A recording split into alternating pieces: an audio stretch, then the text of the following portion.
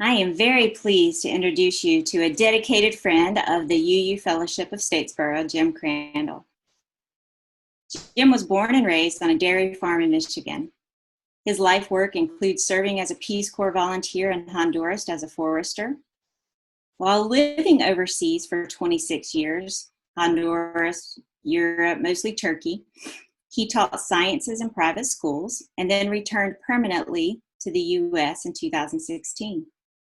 Now for almost 2 years, we're lucky he lives in Bullitt County with his husband, Peter. Besides reading wildly, he stays busy making and repairing things and having a particular passion for gardening, as well as preparing areas for eventual gardens. Jim learned at the end of 2016 that he had cancer and that it was incurable. I have really enjoyed getting to know Jim a little better as we prepared for this service. And he says that he hasn't yet learned how to be bored. He shared two other interesting details with me. One, because of his cancer, it's a challenge for him to stay warm. So he's enjoying our hot, humid weather and still continuing to do his gardening even through some of these really tryingly warm days for the rest of us. And also, he has a personal motto: only the brave dare to live life fully. So please join me as we listen to Jim's talk that he recorded earlier, Continuing to Live in Spite of Ongoing Adversity. Well, good morning, everyone, and welcome. It's my pleasure to speak to you today. And my little talk is Continuing to Live in Spite of Ongoing Adversity.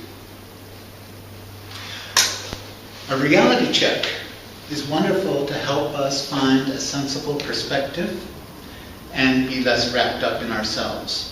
One of my favorites is from Dolly Parton. Now brace yourselves. I never learned how to sing. I beg your pardon. I never promised you a rose garden along with the sunshine. There's gonna be a little rain sometimes. Right.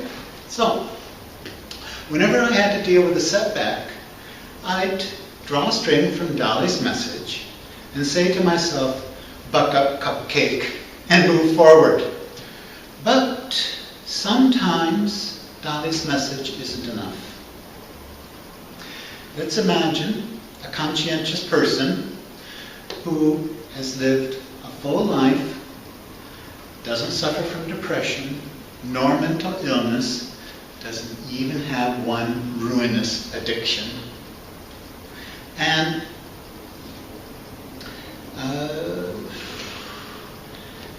is basically suffering. Also, this person is at peace about his own death and has no spiritual issues concerning suicide. It shouldn't surprise that such a person would consider suicide his own business and not worry much about the law. However, such a person isn't an obvious candidate for suicide. So let's include strong pain. A kind of pain that is constant and, if given enough time, will consume you until you no longer wish to live. Yes, there are strong painkillers, and they do work to a degree, but their side effects may make you think, why bother? I take it on faith that neither the state nor various religions are okay about taking your life into your hands with the result in immediately dying. However, it's different if it isn't immediate. If given enough time, a person will likely cause his own death if always driving over the speed limit, or smoking tobacco, or using narcotics, or eating in an unhealthy manner. Doing any of these is taking your life into your hands, but the time frame is longer, and it's not called suicide. Nonetheless, the result is the same. your death due to your conscious decision. Of course, there'll always be exceptions. For example, even if I always drove over the speed limit, it wouldn't be the cause of my death if I died choking on a boiled goober. So why should a person choose to continue living even though he's already had a full life and is experiencing ongoing pain or some other adversity? By the way, you can call him Jim, because I'm speaking from personal experience. I've had weeks to think about this. And yes, the pain was ongoing and sometimes would spike to a degree that still astonishes me. The conclusions I came to can be summarized in 3 words as a message to myself and to each of you. And they are, you are needed.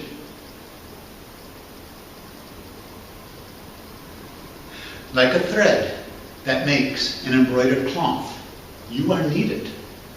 Generally, we're replaced before we die, as we'd expect in the cycle of life. So, the embroidery is constantly changing as threads are replaced or their number changes. To remove yourself is to create an early void whose loss can't be measured. What do I mean? Your premature departure is also a premature loss of many things. Your routine smiles or acts of politeness or kindness will no longer have their positive effect on those around you. These have value even if you're unaware. Just being you and doing what you have always done in your life will have a lasting positive effect on those around you. You have been and probably still continue to be a good role model. Maybe I'm alone when I say being a good role model is a form of service, but I am so certain of this, it'd be a waste of effort to persuade me otherwise. Did you grow up with good role models? And did some of them hang on even when circumstances became really nasty? If your answer is yes, then I say they were needed by you and others, and their value is immeasurable. Maybe I have new news for you. For each of those good role models, they have passed to you a baton to be a good role model for those around you. As in a relay race, we do our best not to drop the baton, and don't you either. I say clearly to myself and to each of you to continue to serve and be a good role model just by being yourself, because in truth, we pass on many batons. If you agree it's important, let's say together loudly those 3 words. We are needed. When we give this message, I suggest not doing it casually, nor automatically, because it could become overused, like, have a nice day, or how are you? When you know perfectly well that some people don't care how you are, nor what kind of day you're having. Indeed, let's be mindful before saying you are needed, and ideally when a person is ready to hear it. Constant, strong pain is easy to understand, but other ongoing adversity may not be much understood. Loneliness comes to mind. It's been on the rise for years, and it has consequences. Could a person become tired of living as a result of long-term loneliness? I suppose so, but it might be related to mental health. If your loneliness is the result of recent change, then, to the best of your ability, you need to get back in the driver's seat and take charge of more change. I know it's easier said than done, and I know change isn't easy for many, particularly for those who are almost fossilized in their ways. But change happens either with you or without you starting it. We know life sometimes isn't easy, but if you suddenly have lots of lemons, then try different recipes until one is right for you. I'm confident we'll hear more about ongoing loneliness and its effects, and not just as a result of this pandemic. In case you're wondering, I'm no longer in constant strong pain. Pain will always visit me, sometimes lightly, sometimes not. And it doesn't know how to be boring. It's always in a different location, and its duration is anybody's guess. It's just part of my new normal. Just some of the fun, treasonous games that cancer can play on the body. When I find myself moaning and groaning about pain, usually in the same breath I'll say the sun will still rise up the next day.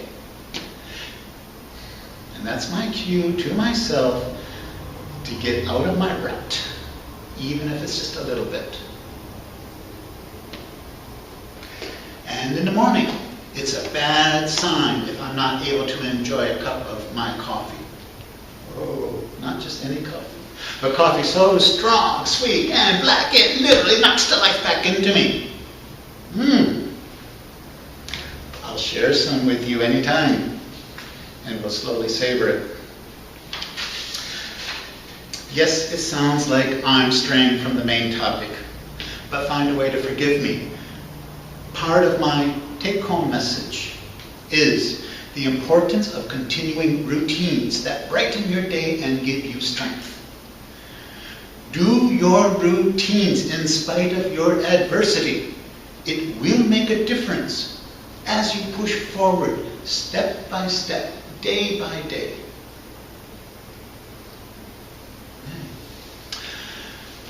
Besides never learning how to sing, a summary of the main points today are: sincerely give and graciously receive the message, you are needed. Continue being a good example and role model. 3, it's so easy to slack off from doing your routines, but do them. They give structure to your day, as well as give your mind a welcome distraction, even briefly. And lastly, come to terms with change. It's a journey. It may include spiritual growth, as well as inner peace and acceptance with the way things are. Also, it might include you finding your way into the driver's seat and bring about change. Maybe much needed change. I say this because for a while I was particularly motivated and even audacious to bring about some change. I'll share, but ask me in a private moment. That concludes my talk. Well, maybe. I wrote this with a specific audience in mind and thought it would generate a lively discussion group. If you agree and want a discussion group, then make yourself heard with the scheduling committee. I'm okay to speak in person, like how it was before we started using Zoom, and lead a good old-fashioned lively discussion group. I'm also okay to speak in Statesboro and/or Brunswick.